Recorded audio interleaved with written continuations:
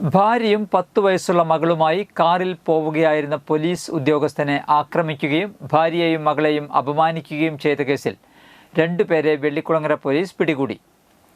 വെള്ളിക്കുളങ്ങര മോനടി സ്വദേശികളായ മൂഞ്ഞേലി വീട്ടിൽ 29 വയസ്സുള്ള ദീപു ഫ്രാൻസിസ്, മഞ്ഞളി വീട്ടിൽ 39 വയസ്സുള്ള ലിസ്റ്റൻ എന്നിവരെയാണ് വെള്ളിക്കുളങ്ങര പോലീസ് പിടികൂടിയത്.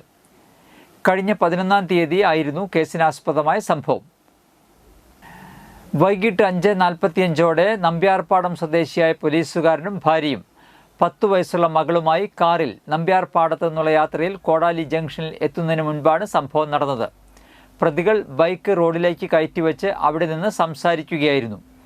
പ്രതികളിൽ ഒരാളുടെ കയ്യിൽ കാറിൻ്റെ മിറർ ചെറുതായി തട്ടിയത് കണ്ട് പോലീസ് ഉദ്യോഗസ്ഥർ കാർ നിർത്തി പ്രതികളോട് സോറി പറയാനായി വിൻഡോ ഗ്ലാസ് താഴ്ത്തിയ സമയം പ്രതികൾ അസഭ്യം പറയുകയായിരുന്നു. തുടർന്ന് കാറിൽ നിന്നിറങ്ങിയ പോലീസുകാരൻ പ്രതികളുടെ ഫോട്ടോ എടുക്കാൻ ശ്രമിച്ചപ്പോഴാണ് പ്രകോപിതരായ പ്രതികൾ പോലീസ് ഉദ്യോഗസ്ഥനെ ആക്രമിച്ചത്. ഇത് തടയാൻ ശ്രമിച്ചപ്പോഴാണ് ഭാര്യയെയും മകളെയും ഭീഷണിപ്പെടുത്തുകയും അപമാനിക്കുകയും ചെയ്തതെന്ന് പോലീസ് പറഞ്ഞത്.